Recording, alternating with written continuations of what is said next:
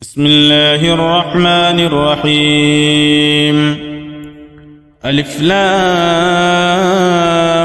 ميم. ذلك الكتاب لا ريب فيه هدى للمتقين الذين يؤمنون بالغيب ويقيمون الصلاة ومما رزقناهم ينفقون والذين يؤمنون بما أنزل إليك وما أنزل من قبلك وبالآخرة هم يوقنون أولئك على هدى من ربهم وأولئك هم المفلحون إن الذين كفروا سواء عليهم أأنذرتهم أم لم تنذرهم لا يؤمنون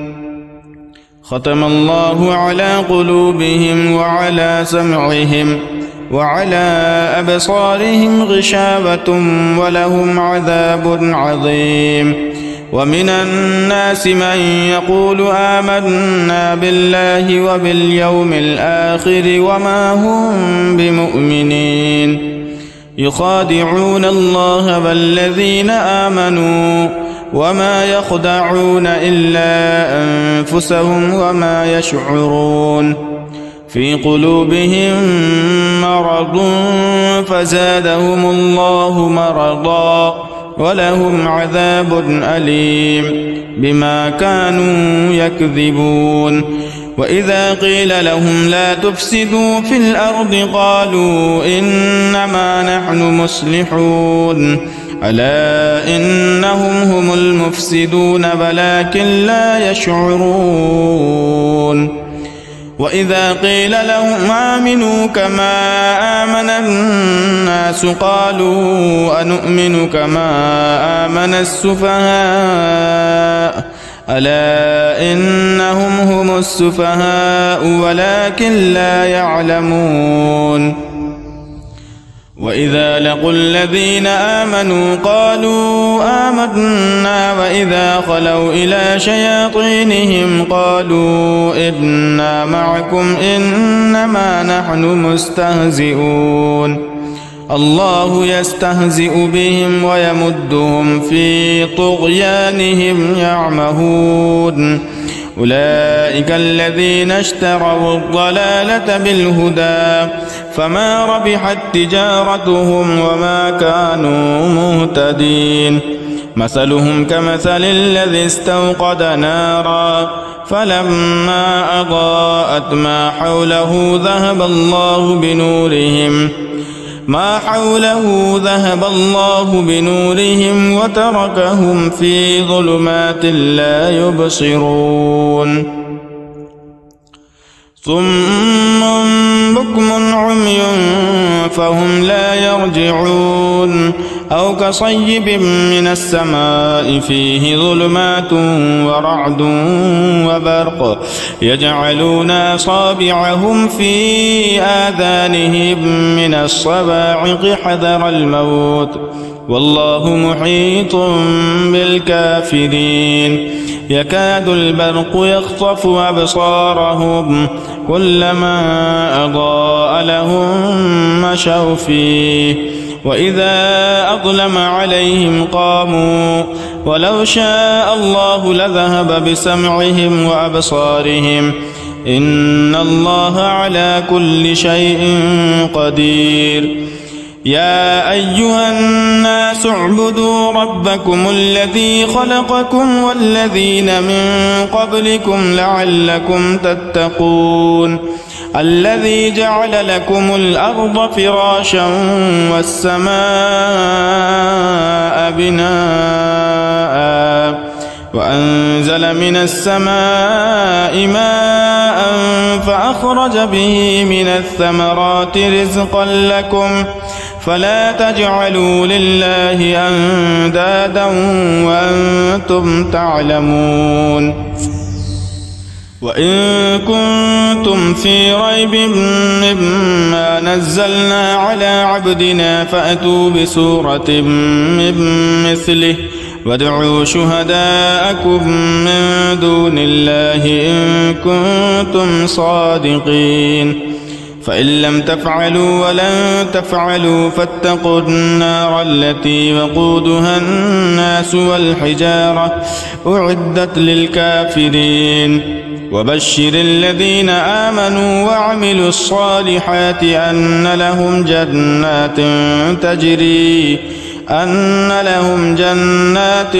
تجري من تحتها الأنهار كلما رزقوا منها من ثمرة رزقا قالوا هذا الذي رزقنا من قبل وأتوا به متشابها ولهم فيها أزواج مطهرة وهم فيها خالدون إن الله لا يستحيي أن يضرب مثلا ما بعوضة فما فوقها فأما الذين آمنوا فيعلمون أنه الحق من ربهم وأما الذين كفروا فيقولون ماذا أراد الله بهذا مثلا يضل به كثيرا ويهدي به كثيرا وما يضل به إلا الفاسقين الذين ينقضون عهد الله من بعد ميثاقه ويقطعون ما أمر الله به أن يوصل ويفسدون في الأرض أولئك هم الخاسرون كيف تكفرون بالله وكنتم أمواتا فأحياكم ثم يميتكم ثم يحييكم ثم إليه ترجعون هو الذي خلق لكم ما في الأرض جميعا ثم استوى إلى السماء فسواهن 7 سماوات وهو بكل شيء عليم وإذ قال ربك للملائكة إني جاعل في الأرض خليفة قالوا أتجعل فيها من يفسد فيها ويسفك الدماء ونحن نسبح بحمدك ونقدس لك قال إني أعلم ما لا تعلمون وعلم آدم الأسماء كلها ثم عرضهم على الملائكة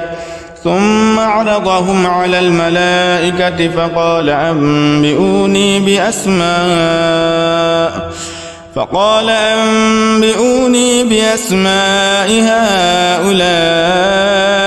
إن كنتم صادقين قالوا سبحانك لا علم لنا إلا ما علمتنا إنك أنت العليم الحكيم قال يا آدم أنبئهم بأسمائهم فلما أنبأهم بأسمائهم قال ألم أقل لكم إني أعلم غيب السماوات والأرض وأعلم ما تبدون وما كنتم تكتمون وإذ قلنا للملائكة اسجدوا لآدم فسجدوا إلا إبليس أبى واستكبر وكان من الكافرين وقلنا يا آدم اسكن أنت وزوجك الجنة وكلا منها رغدا حيث شئتما ولا تقربا هذه الشجرة فتكونا من الظالمين فأزلهما الشيطان عنها فأخرجهما مما كانا فيه وقلنا اهبطوا بعضكم لبعض عدو ولكم في الأرض مستقر ومتاع إلى حين فتلقى آدم من ربه كلمات فتاب عليه إنه هو التواب الرحيم قلنا اهبطوا منها جميعا فإما يأتينكم مني هدى فمن تبع هداي فلا خوف عليهم ولا هم يحزنون والذين كفروا وكذبوا بآياتنا أولئك أصحاب النار هم فيها خالدون. يا بني إسرائيل اذكروا نعمتي التي أنعمت عليكم وأوفوا بعهدي أوف بعهدكم وإياي فارهبون. وآمنوا بما أنزلت مصدقا لما معكم ولا تكونوا أول كافر به ولا تشتروا بآياتي ثمنا قليلا وإياي فاتقون. ولا تلبسوا الحق بالباطل وتكتموا الحق وأنتم تعلمون. وأقيموا الصلاة وآتوا الزكاة واركعوا مع الراكعين. أتأمرون الناس بالبر وتنسون أنفسكم وأنتم تتلون الكتاب أفلا تعقلون. واستعينوا بالصبر والصلاة وإنها لكبيرة إلا على الخاشعين الذين يظنون أنهم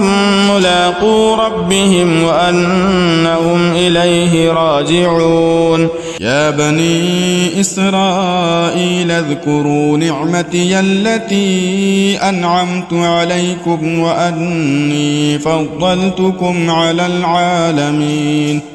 واتقوا يوما لا تجزي نفس عن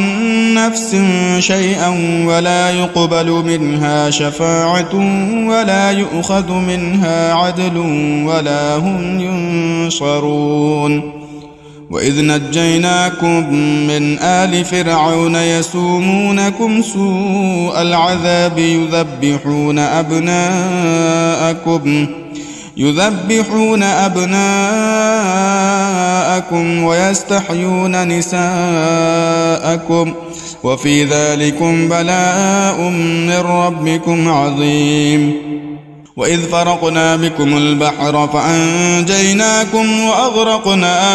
آل فرعون وأنتم تنظرون. وإذ واعدنا موسى 40 ليلة ثم اتخذتم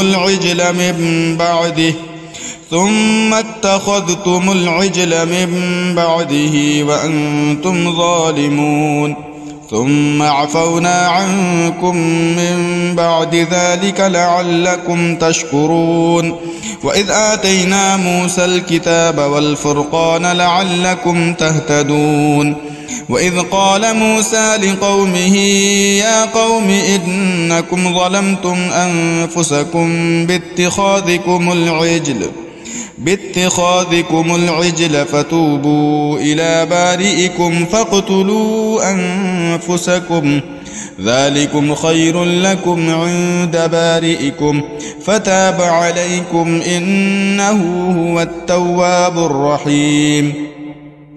وإذ قلتم يا موسى لن نؤمن لك حتى نرى الله جهرة فأخذتكم الصاعقة وأنتم تنظرون. ثم بعثناكم من بعد موتكم لعلكم تشكرون. وظللنا عليكم الغمام فأنزلنا عليكم المن والسلوى كلوا من طيبات ما رزقناكم وما ظلمونا ولكن كانوا أنفسهم يظلمون. وإذ قلنا ادخلوا هذه القرية فكلوا منها حيث شئتم رغدا وادخلوا الباب سجدا وقولوا حطة نغفر لكم خطاياكم وسنزيد المحسنين. فبدل الذين ظلموا قولا غير الذي قيل لهم فأنزلنا على الذين ظلموا رجزا من السماء بما كانوا يفسقون. وإذ استسقى موسى لقومه فقلنا اضرب بعصاك الحجر فانفجرت منه 12 عينا قد علم كل أناس مشربهم كلوا واشربوا من رزق الله ولا تعثوا في الأرض مفسدين. وإذ قلتم يا موسى لن نصبر على طعام واحد فادع لنا ربك يخرج لنا مما تنبت الأرض من بقلها وقثائها وفومها وعدسها وبصلها قال أتستبدلون الذي هو أدنى بالذي هو خير اهبطوا مصرا فإن لكم ما سألتم وضربت عليهم الذلة والمسكنة وباءوا بغضب من الله ذلك بأنهم كانوا يكفرون بآيات الله ويقتلون النبيين بغير الحق ذلك بما عصوا وكانوا يعتدون إن الذين آمنوا والذين هادوا والنصارى والصابئين من آمن بالله واليوم الآخر وعمل صالحا فلهم أجرهم عند ربهم ولا خوف عليهم ولا هم يحزنون وإذ أخذنا ميثاقكم ورفعنا فوقكم الطور خذوا ما آتيناكم بقوة واذكروا ما فيه لعلكم تتقون ثم توليتم من بعد ذلك فلولا فضل الله عليكم ورحمته لكنتم من الخاسرين ولقد علمتم الذين اعتدوا منكم في السبت فقلنا لهم كونوا قردة خاسئين فجعلناها نكالا لما بين يديها وما خلفها وموعظة للمتقين وإذ قال موسى لقومه إن الله يأمركم أن تذبحوا بقرة قالوا أتتخذنا هزوا قال أعوذ بالله أن أكون من الجاهلين قالوا ادع لنا ربك يبين لنا ما هي قال إنه يقول إنها بقرة لا فارض ولا بكر عوان بين ذلك فافعلوا ما تؤمرون قالوا ادع لنا ربك يبين لنا ما لونها قال إنه يقول إنها بقرة صفراء فاقع لونها تسر الناظرين قالوا ادع لنا ربك يبين لنا ما هي إن البقرة شابه علينا وإنا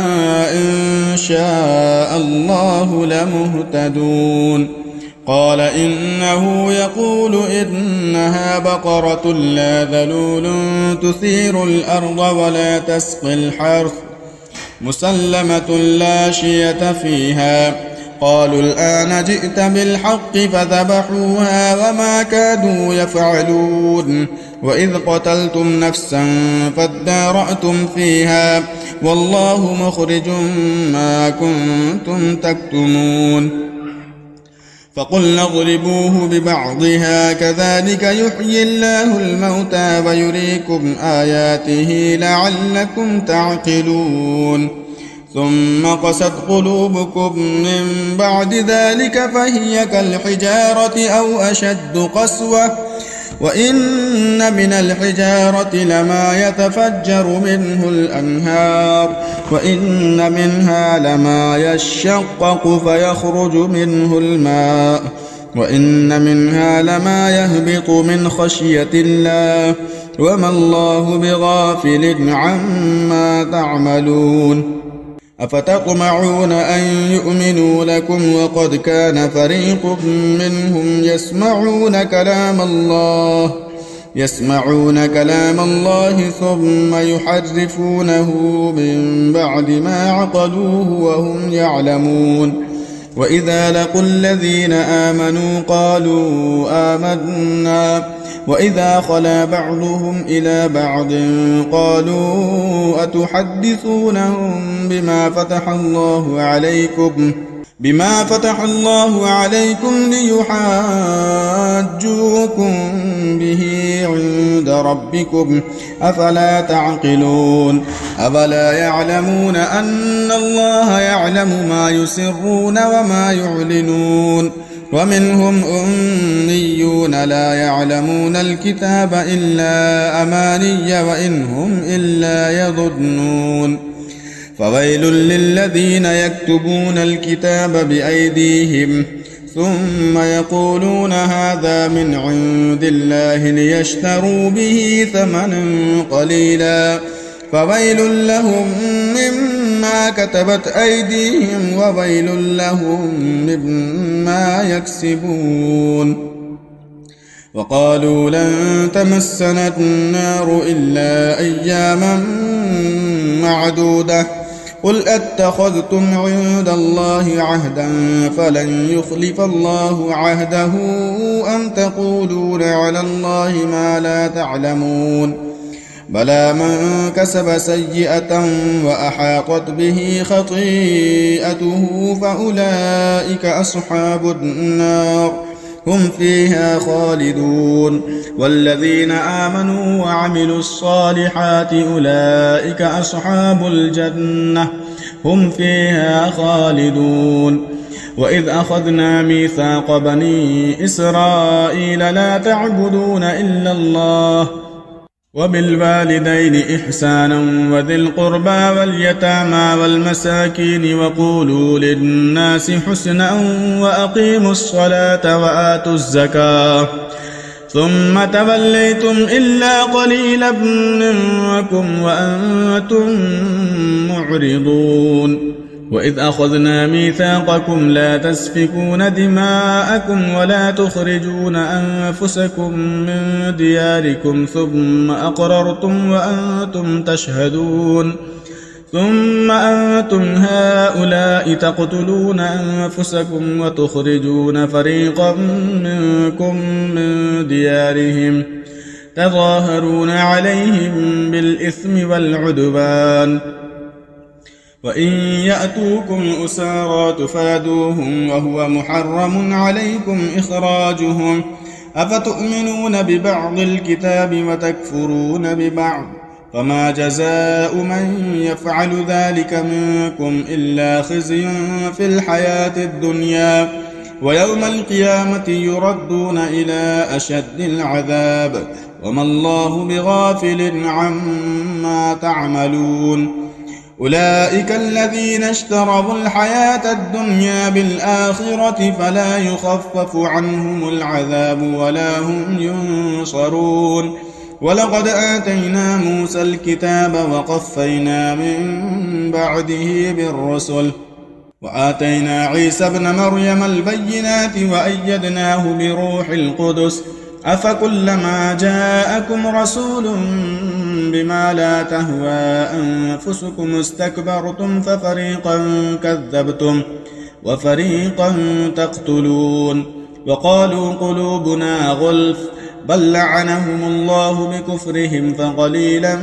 ما يؤمنون ولما جاءهم كتاب من عند الله مصدق لما معهم وكانوا من قبل يستفتحون على الذين كفروا فلما جاءهم ما عرفوا كفروا به فلعنة الله على الكافرين بئس ما اشتروا به أنفسهم أن يكفروا بما أنزل الله بغيا أن ينزل الله من فضله على من يشاء من عباده فباءوا بغضب على غضب وللكافرين عذاب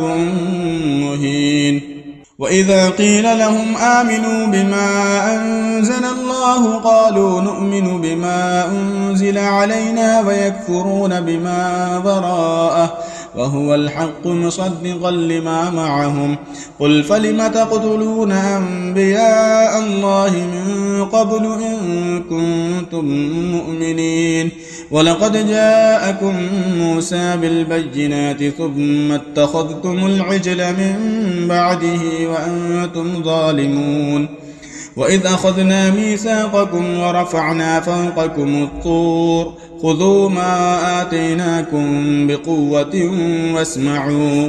قالوا سمعنا وعصينا وأشربوا في قلوبهم العجل بكفرهم. قل بئس ما يأمركم به إيمانكم إن كنتم مؤمنين. قل إن كانت لكم الدار الآخرة عند الله خالصة من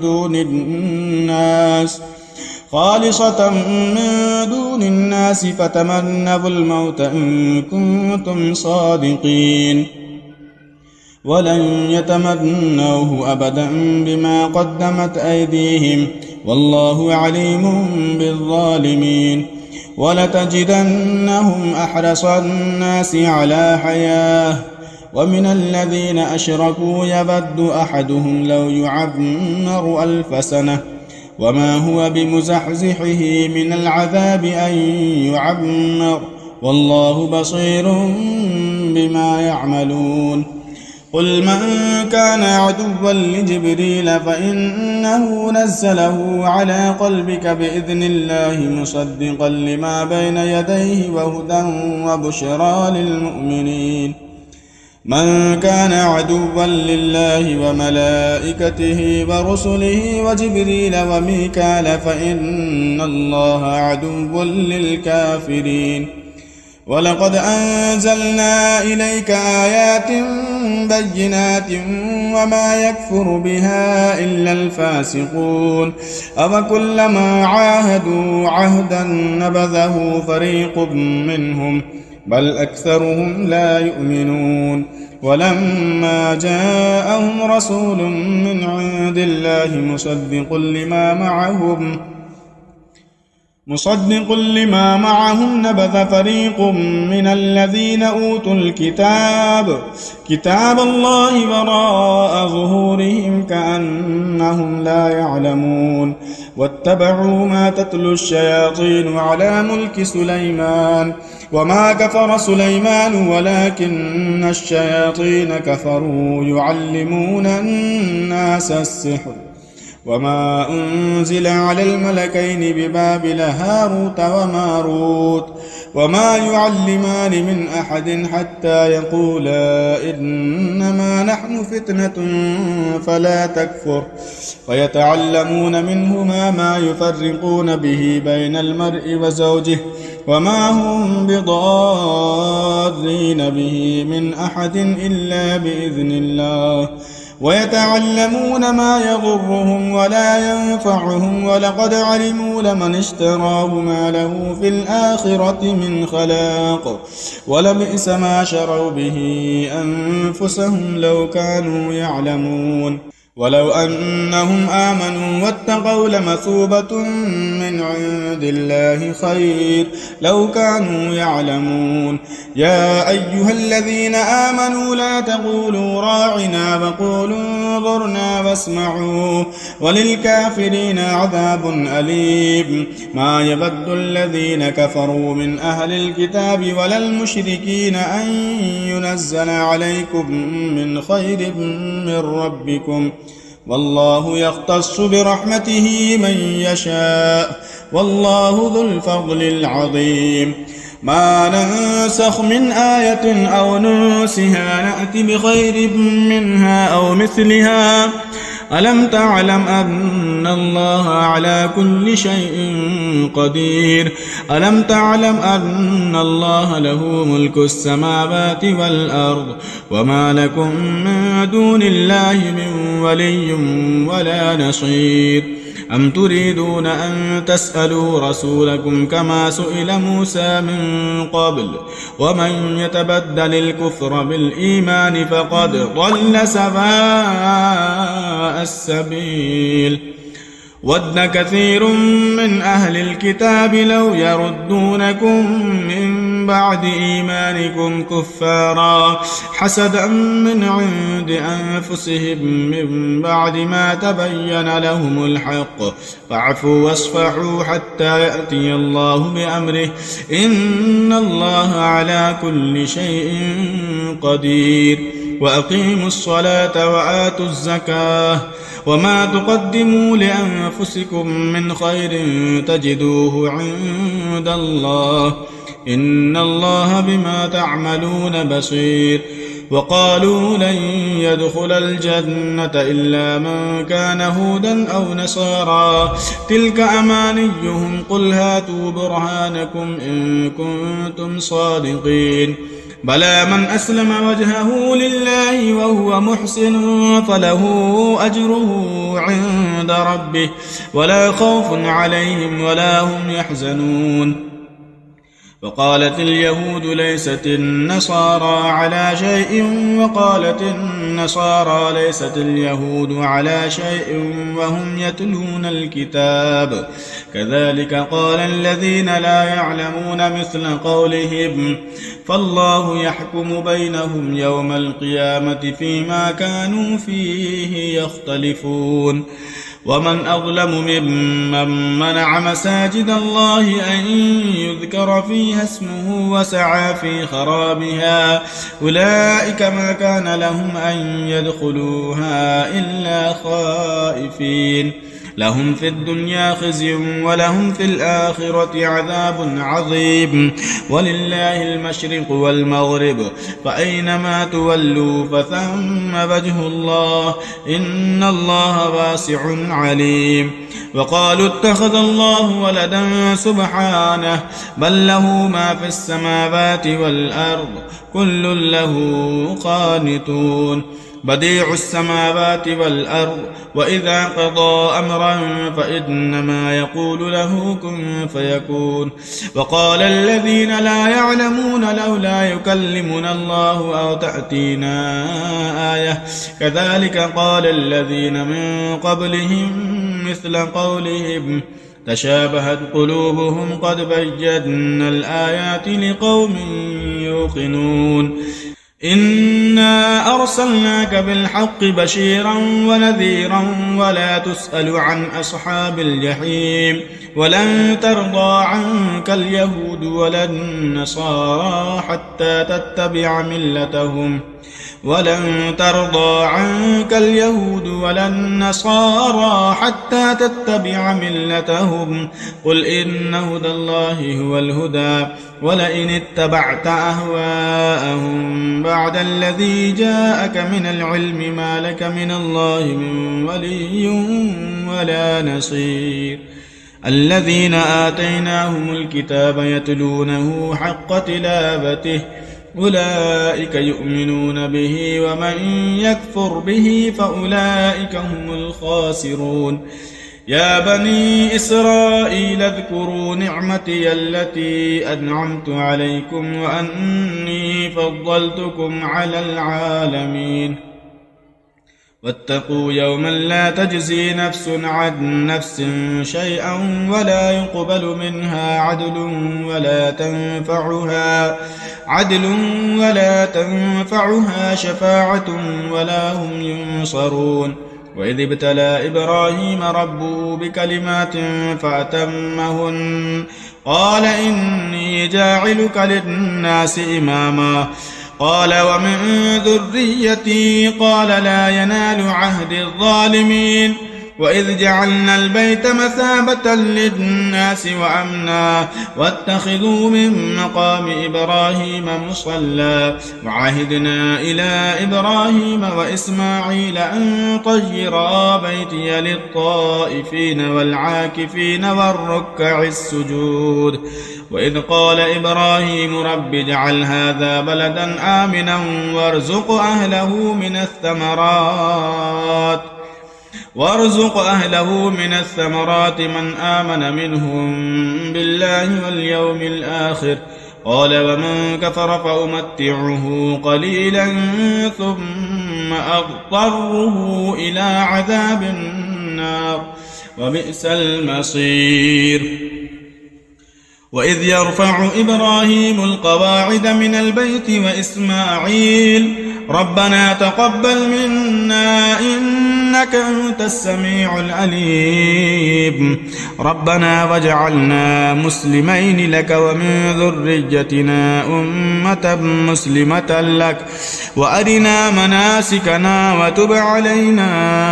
إنك أنت التواب الرحيم ربنا وابعث فيهم رسولا منهم يتلو عليهم آياتك ويعلمهم الكتاب والحكمة ويزكيهم إنك أنت العزيز الحكيم ومن يرغب عن ملة إبراهيم إلا من سفه نفسه ولقد اصطفيناه في الدنيا وإنه في الآخرة لمن الصالحين إذ قال له ربه أسلم قال أسلمت لرب العالمين ووصى بها إبراهيم بنيه ويعقوب يا بني إن الله اصطفى لكم الدين فلا تموتن إلا وأنتم مسلمون أم كنتم شهداء إذ حضر يعقوب الموت إذ قال لبنيه ما تعبدون من بعدي قالوا نعبد إلهك وإله آبائك إبراهيم وإسماعيل وإسحاق إلها واحدا ونحن له مسلمون تلك أمة قد خلت لها ما كسبت ولكم ما كسبتم ولا تسألون عما كانوا يعملون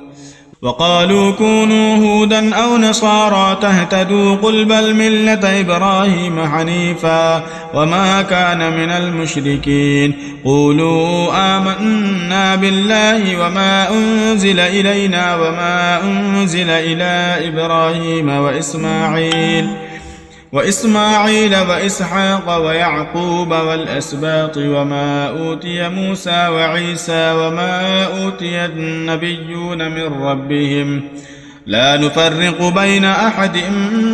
منهم ونحن له مسلمون فإن آمنوا بمثل ما آمنتم به فقد اهتدوا وإن تولوا فإنما هم في شقاق فسيكفيكهم الله وهو السميع العليم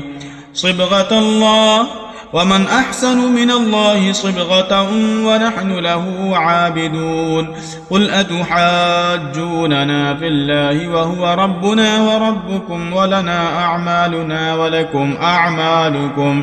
ونحن له مخلصون أم تقولون إن إبراهيم وإسماعيل وإسحاق ويعقوب والأسباط كانوا هودا أو نصارى قل أأنتم أعلم أم الله ومن أظلم ممن